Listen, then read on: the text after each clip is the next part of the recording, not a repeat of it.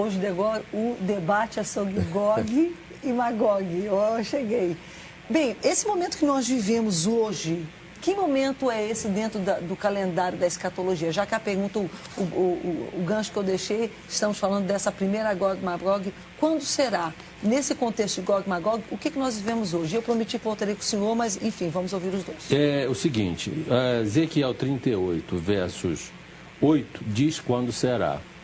Depois de muitos dias, não era para a época de Ezequiel, era depois de muitos dias, serás visitado.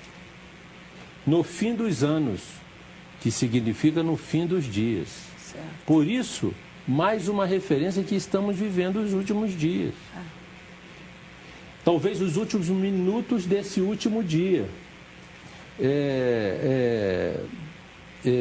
Virás a terra que se recuperou da espada. Então, nos últimos dias, tudo está acontecendo. Isso que o pastor Marcos falou, com relação... Deus faz morada em Jerusalém. Jerusalém é como o estrado dos pés de Deus. Dali veio o Messias, para ali. Dali o Messias foi imolado. Dali, ele em Betânia, ascendeu os céus. E os anjos que estavam ao seu redor disseram assim: varões galileus, por que estáis olhando para este que dentre vós é tomado e assunto ao céu? Da mesma forma que o estás vendo subir, ele voltará. E ele voltará para ali. Por isso que Jerusalém será o pivô da Terceira Guerra Mundial. A guerra de Gog e Magog, segundo analistas, e eu me enquadro entre esse grupo, tem tudo para ser a Terceira Guerra Mundial. Ela acontecerá concomitante com a vinda... Não, a segunda vinda de Jesus? Porque haverá a terceira e a quarta guerra. Com a guerra de Gog e Magog, vai abrir um vácuo de poder. Os Estados Unidos quebrados pelas questões ecológicas, econômicas, etc. E a Rússia quebrada, porque Deus diz que vai fazer uma sepultura. Pois é, isso é que é interessante. Quando a Rússia quebrou, o comunismo caiu, enfim, faliu, todo mundo dizia, não, então não é a Rússia o reino do norte. Porque eu lembro que todo mundo fala, mas assim, não, a gente vê a coisa se desenhando. Se desenhando. A Rússia é um urso que está atrás do monte, esperando para avançar sobre Israel.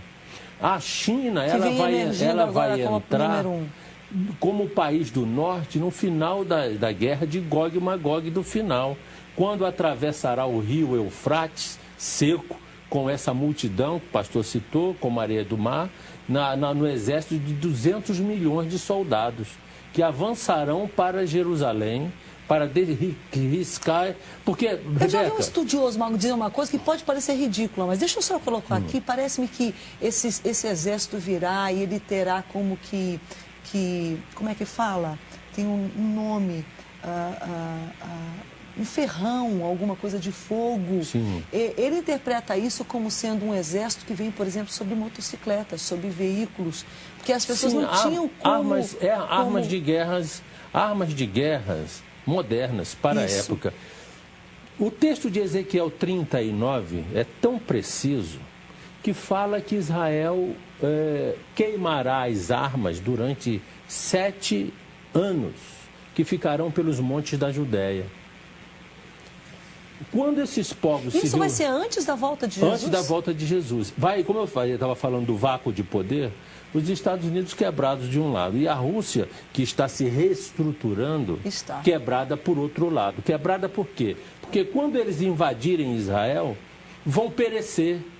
A palavra diz, Ezequiel 38, que Israel vai levar 7 meses para sepultar os cadáveres de sobre a terra e 7 anos para consumir as armas de guerra que ficarão pelas montanhas da Judéia.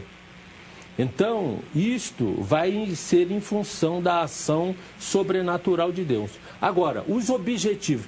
Qual é o objetivo do Armagedon? Riscar Israel do mapa. Mas qual é o objetivo de Gog e Magog? O despojo. Saquear a presa, como eu li ainda há pouco. O que é saquear a presa? Hoje Israel tem uma grande riqueza que chama-se Mar Morto.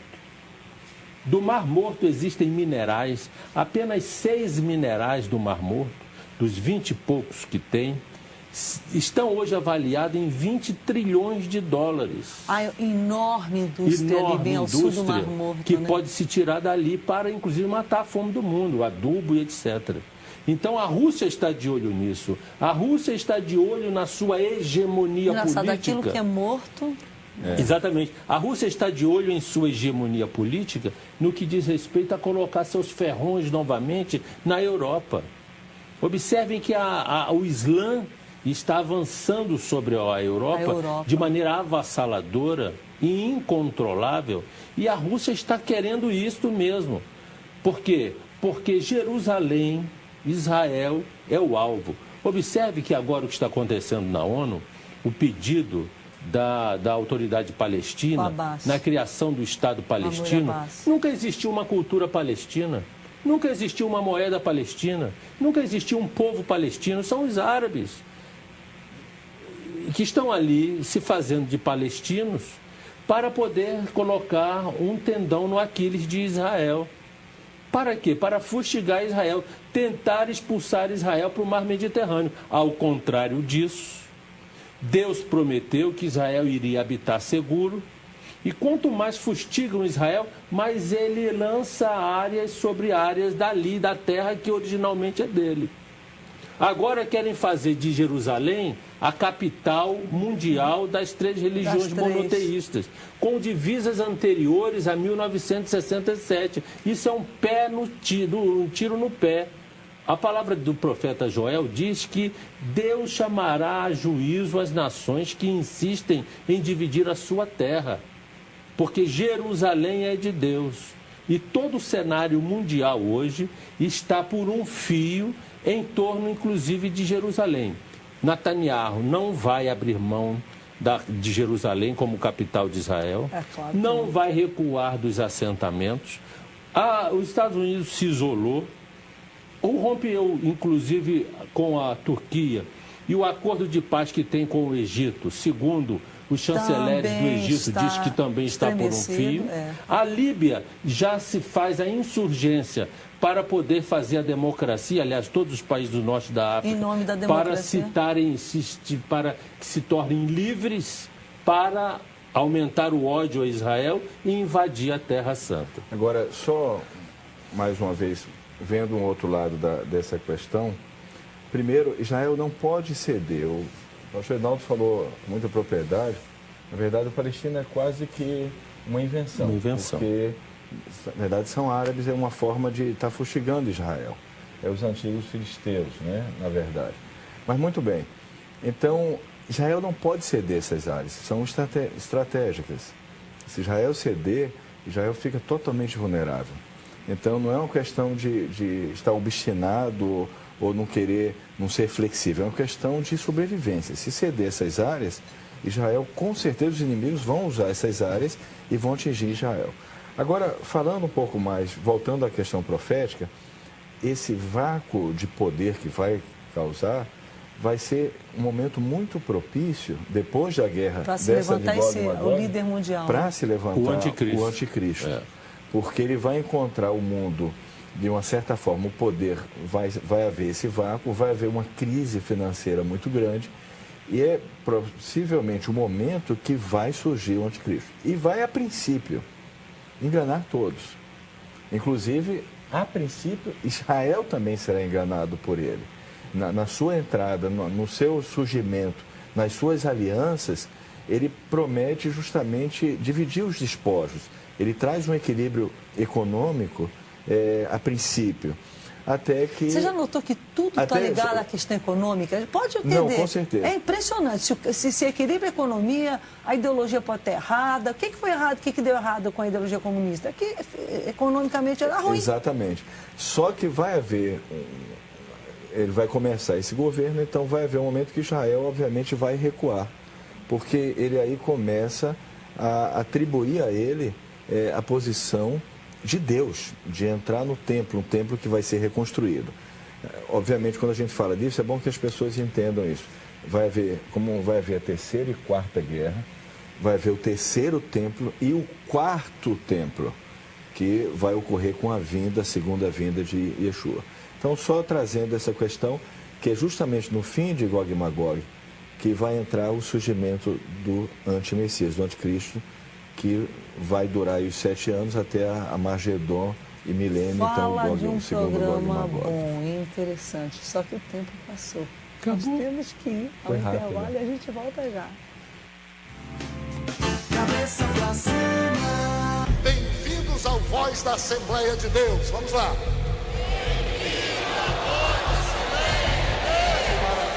Você sempre vai ter os melhores lugares nos empregos, porque você vai receber uma unção para chegar na frente. Intervir, agir, age, Senhor, nesta causa, neste mal, neste problema. A matemática da vitória.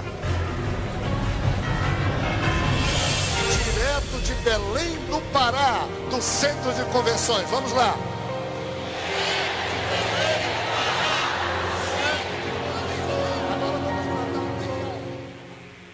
Trevas vêm te assustar. Ele vai te tomar pela mão e vai te dar o conselho que você precisa para a caminhada até o céu.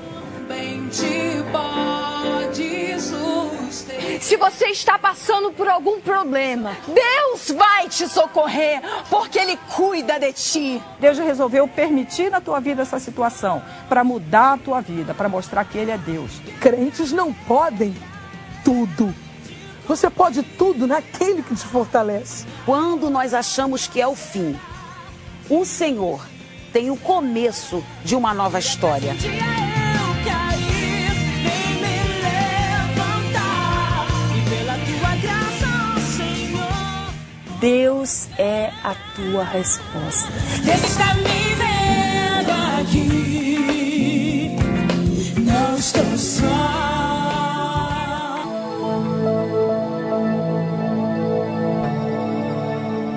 Santos têm um passado, pecadores têm um futuro. Greg Groeschel.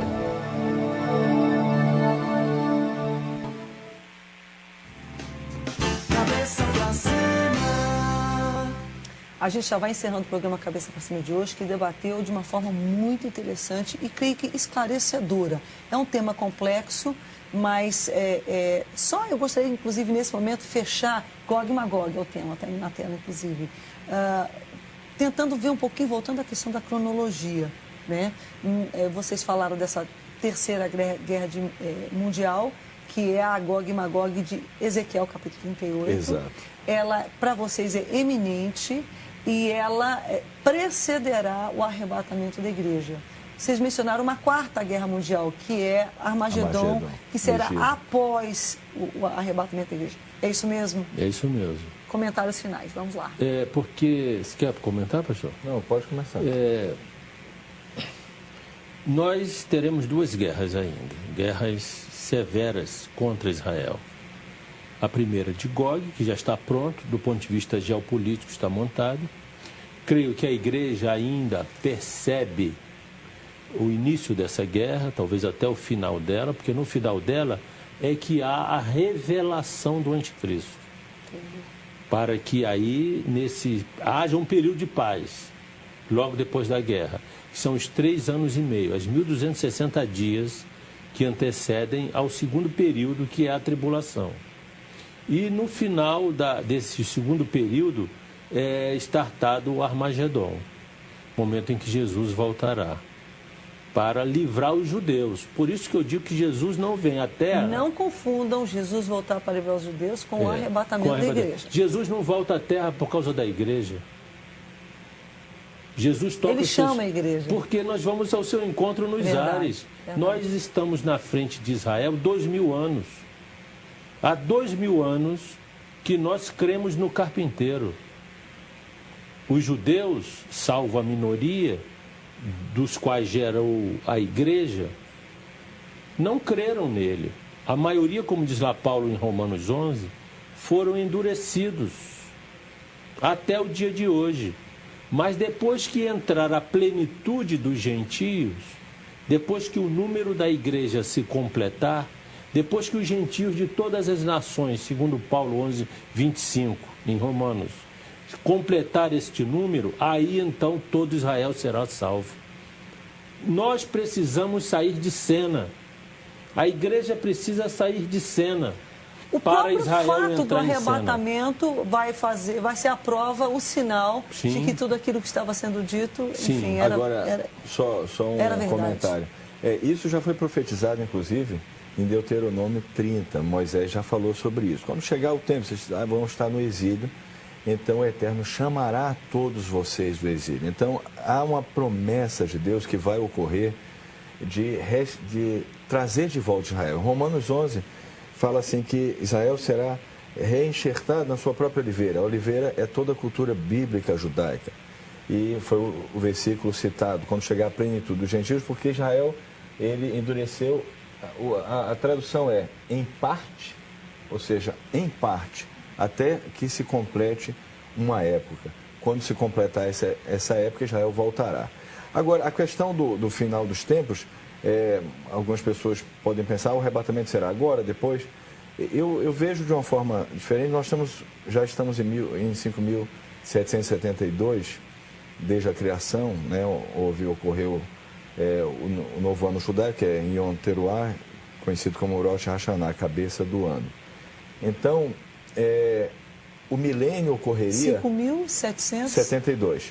Então, o milênio ocorreria, assim, isso é só uma hipótese, não é... Assim, na minha concepção, isso ainda, ele começaria no começo do sexto milênio, ou seja, chegando no sétimo milênio, porque você depois dos 6.000 anos já é o sétimo milênio, né? Uhum. Então seria o sétimo milênio, completaria 7.000 anos após a criação. Uhum. Obviamente, você fala, mas a data não pode ser precisa. Claro, não é preciso a data, não podemos estar em 5.772 ou um pouco mais, um pouco menos. Mas é surpreendente ouvir isso, porque realmente o número 7 na Bíblia... Exato, porque cada dia é como 1.000 anos, então seria o sétimo, seria o que a gente chama o grande Shabat, Shabat Gadol. 6 anos, o sétimo seria de descanso, que seria o milênio. Então o milênio seria conhecido como o grande Shabat.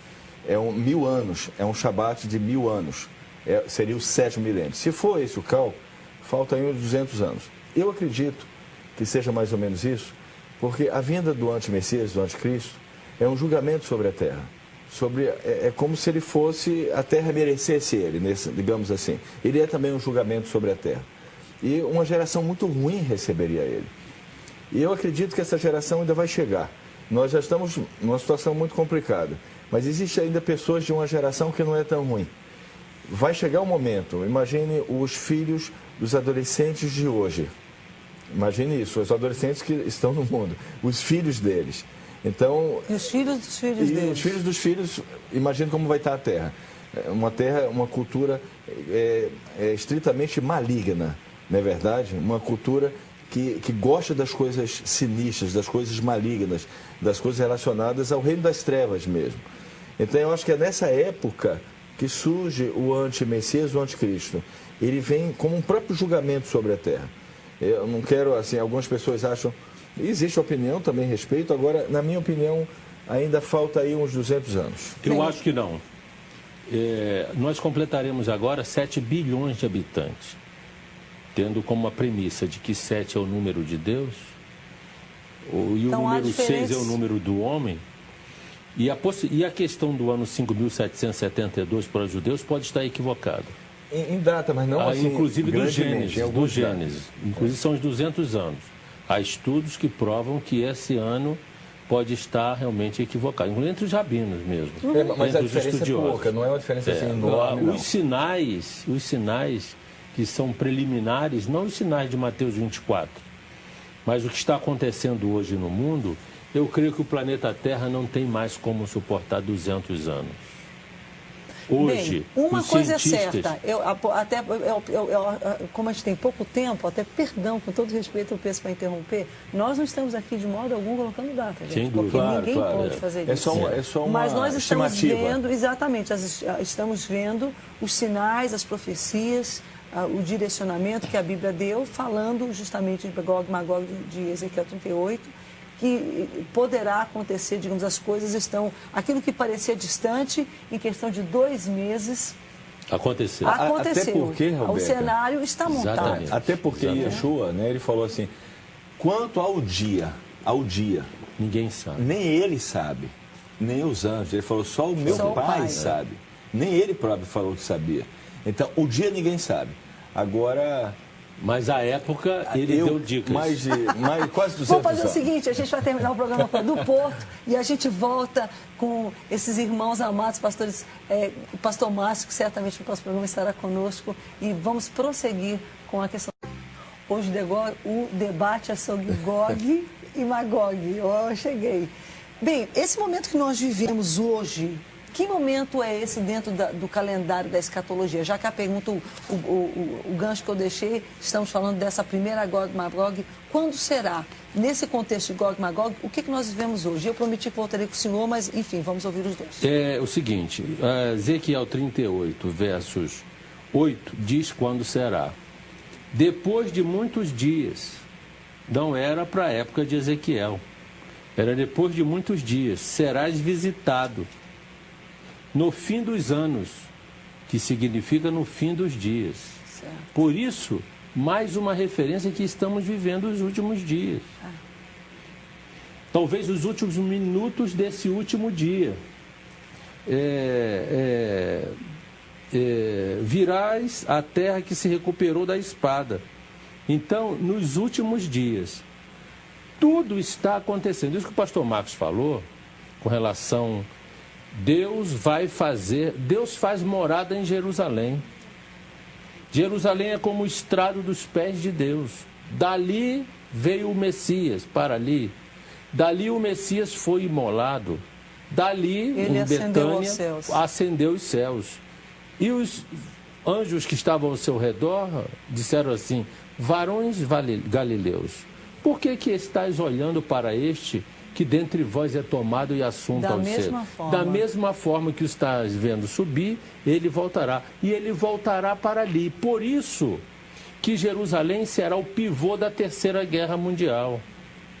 A guerra de Gog e Magog, segundo analistas, e eu me enquadro entre esse grupo, tem tudo para ser a Terceira Guerra Mundial. Ela acontecerá concomitante com a vinda... a segunda vinda de Jesus? Porque haverá a terceira e a quarta guerra. Com a guerra de Gog e Magog, vai abrir um vácuo de poder. Os Estados Unidos quebrados pelas questões ecológicas, econômicas, etc. E a Rússia quebrada, porque Deus diz que vai fazer uma sepultura. Pois é, isso é interessante. Quando a Rússia quebrou, o comunismo caiu, enfim, faliu, todo mundo dizia, não, então não é a Rússia o reino do norte. Eu lembro que todo mundo fala, mas assim, não, a gente vê a coisa se desenhando. Se desenhando. A Rússia é um urso que está atrás do monte, esperando para avançar sobre Israel.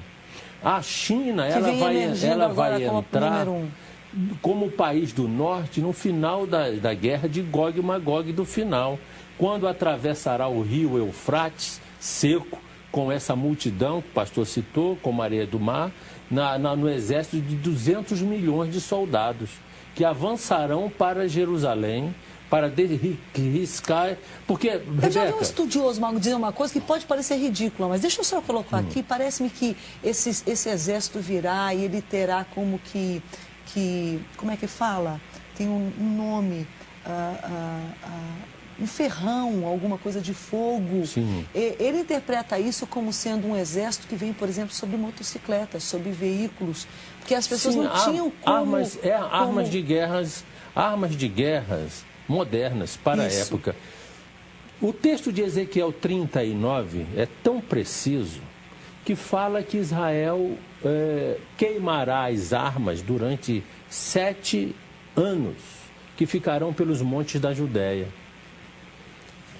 Quando esses povos... Isso vai ser antes da volta de Jesus? Antes da volta de Jesus. Como eu estava falando do vácuo de poder, os Estados Unidos quebrados de um lado e a Rússia, que está se reestruturando, quebrada por outro lado. Quebrada por quê? Porque quando eles invadirem Israel, vão perecer. A palavra diz, Ezequiel 38, que Israel vai levar 7 meses para sepultar os cadáveres de sobre a terra.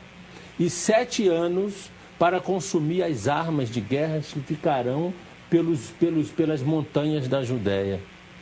Então, isto vai ser em função da ação sobrenatural de Deus. Agora, os objetivos. Qual é o objetivo do Armagedon? Riscar Israel do mapa. Mas qual é o objetivo de Gog e Magog? O despojo. Saquear a presa, como eu li ainda há pouco. O que é saquear a presa? Hoje Israel tem uma grande riqueza que chama-se Mar Morto. Do Mar Morto existem minerais, apenas 6 minerais do Mar Morto, dos 20 e poucos que tem, estão hoje avaliados em 20 trilhões de dólares. A enorme indústria ali bem ao sul do Mar Morto, que né? pode se tirar dali para, inclusive, matar a fome do mundo, adubo e etc. Então, a Rússia está de olho nisso. A Rússia está de olho na sua hegemonia política. Daquilo que é morto... Exatamente. A Rússia está de olho em sua hegemonia política no que diz respeito a colocar seus ferrões novamente na Europa. Observem que o Islã está avançando sobre a Europa de maneira avassaladora e incontrolável. E a Rússia está querendo isso mesmo. Por quê? Porque Jerusalém, Israel, é o alvo. Observe que agora o que está acontecendo na ONU, o pedido da autoridade palestina na criação do Estado palestino, nunca existiu uma cultura palestina, nunca existiu uma moeda palestina, nunca existiu um povo palestino, são os árabes que estão ali se fazendo de palestinos para poder colocar um tendão no Aquiles de Israel. Para quê? Para fustigar Israel, tentar expulsar Israel para o mar Mediterrâneo. Ao contrário disso, Deus prometeu que Israel iria habitar seguro, e quanto mais fustigam Israel, mais ele lança áreas sobre áreas dali, da terra que originalmente é dele. Agora querem fazer de Jerusalém a capital mundial das 3 religiões monoteístas, com divisas anteriores a 1967. Isso é um tiro no pé. A palavra do profeta Joel diz que Deus chamará a juízo as nações que insistem em dividir a sua terra, porque Jerusalém é de Deus. E todo o cenário mundial hoje está por um fio em torno, inclusive, de Jerusalém. Netanyahu não vai abrir mão de Jerusalém como capital de Israel, não vai recuar dos assentamentos. Os Estados Unidos se isolou, ou rompeu, inclusive, com a Turquia, e o acordo de paz que tem com o Egito, segundo os chanceleres do Egito, diz que também está por um fio. A Líbia já se faz a insurgência para poder fazer a democracia, aliás, todos os países do norte da África, em nome da democracia, para que se tornem livres, para aumentar o ódio a Israel e invadir a Terra Santa. Agora, só mais uma vez, vendo um outro lado dessa questão, primeiro, Israel não pode ceder. O pastor Reinaldo falou com muita propriedade. Na verdade, a Palestina é quase que uma invenção. Porque, na verdade, são árabes, é uma forma de estar fustigando Israel. É os antigos filisteus, né? Na verdade. Mas, muito bem. Então, Israel não pode ceder essas áreas. São estratégicas. Se Israel ceder, Israel fica totalmente vulnerável. Então, não é uma questão de estar obstinado ou não ser flexível. É uma questão de sobrevivência. Se ceder essas áreas, Israel, com certeza, os inimigos vão usar essas áreas e vão atingir Israel. Agora, falando um pouco mais, voltando à questão profética, esse vácuo de poder que vai causar vai ser um momento muito propício, depois da guerra dessa de Gog e Magog, o líder mundial, para se levantar o anticristo. Porque ele vai encontrar o mundo, de uma certa forma, o poder, vai haver esse vácuo, vai haver uma crise financeira muito grande, e é possivelmente o momento que vai surgir o anticristo. E vai, a princípio, enganar todos. Inclusive, a princípio, Israel também será enganado por ele. Na sua entrada, no seu surgimento, nas suas alianças, ele promete justamente dividir os despojos. Ele traz um equilíbrio econômico a princípio, até que... Você já notou que tudo está ligado à questão econômica? Pode entender. Não, com certeza. É impressionante. Se equilibra a economia, a ideologia pode estar errada. O que foi errado? O que deu errado com a ideologia comunista? É que economicamente era ruim. Exatamente. Só que vai haver... Ele vai começar esse governo, então vai haver um momento que Israel, obviamente, vai recuar. Porque ele aí começa a atribuir a ele a posição de Deus, de entrar no templo, um templo que vai ser reconstruído. Obviamente, quando a gente fala disso, é bom que as pessoas entendam isso. Como vai haver a terceira e quarta guerra, vai haver o terceiro templo e o quarto templo, que vai ocorrer com a segunda vinda de Yeshua. Então, só trazendo essa questão, que é justamente no fim de Gog e Magog, que vai entrar o surgimento do anti-Messias, do anticristo, que vai durar aí os 7 anos até a Magedon e milênio. Fala então, de um segundo programa Gog e Magog. bom e interessante, só que o tempo passou. Acabou. Nós temos que ir ao intervalo e a gente volta já. Cabeça pra cima. Bem-vindos ao Voz da Assembleia de Deus. Vamos lá.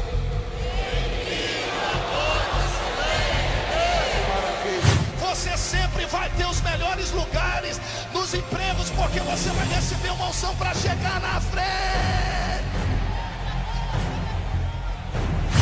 Intervir, agir, age, Senhor, nesta causa, neste mal, neste problema. A matemática da vitória. Direto de Belém do Pará, do Centro de Convenções. Vamos lá.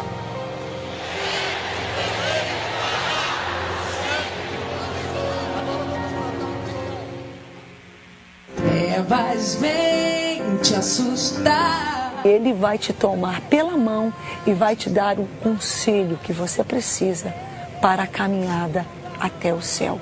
Bem te pode suster. Se você está passando por algum problema, Deus vai te socorrer, porque Ele cuida de ti. Deus resolveu permitir na tua vida essa situação para mudar a tua vida, para mostrar que Ele é Deus. Crentes não podem tudo.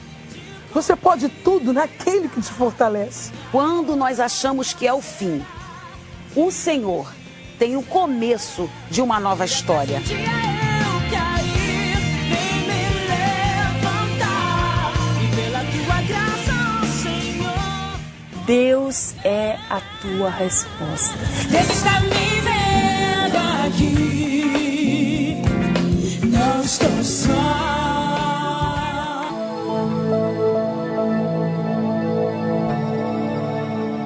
Santos têm um passado, pecadores têm um futuro. Greg Groeschel.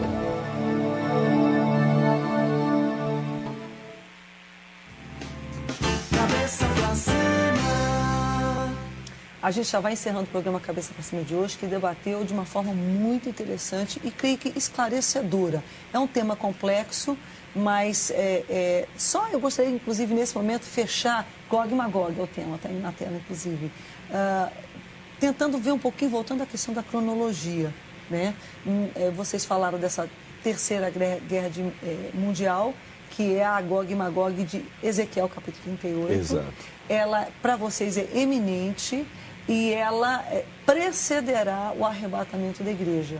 Vocês mencionaram uma quarta guerra mundial, que é Armagedon, que será após o arrebatamento da igreja. É isso mesmo? É isso mesmo. Comentários finais, vamos lá. Porque... Você quer comentar, pastor? Não, pode começar. Nós teremos 2 guerras ainda. Guerras severas contra Israel. A primeira de Gog, que já está pronto, do ponto de vista geopolítico, está montado.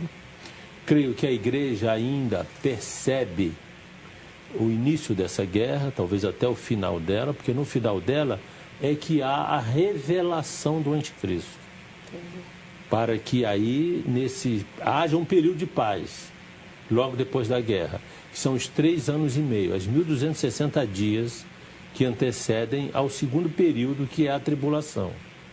E no final desse segundo período é startado o Armagedon, momento em que Jesus voltará para livrar os judeus. Por isso que eu digo que Jesus não vem à Terra... Não confundam Jesus voltar para livrar os judeus com o arrebatamento da igreja. Jesus não volta à Terra por causa da igreja.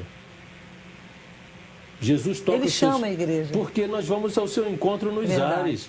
Nós estamos na frente de Israel 2000 anos. Há 2000 anos que nós cremos no carpinteiro. Os judeus, salvo a minoria, dos quais gerou a igreja, não creram nele. A maioria, como diz lá Paulo em Romanos 11, foram endurecidos até o dia de hoje. Mas depois que entrar a plenitude dos gentios, depois que o número da igreja se completar, depois que os gentios de todas as nações, segundo Paulo 11, 25, em Romanos, completar este número, aí então todo Israel será salvo. Nós precisamos sair de cena. A igreja precisa sair de cena.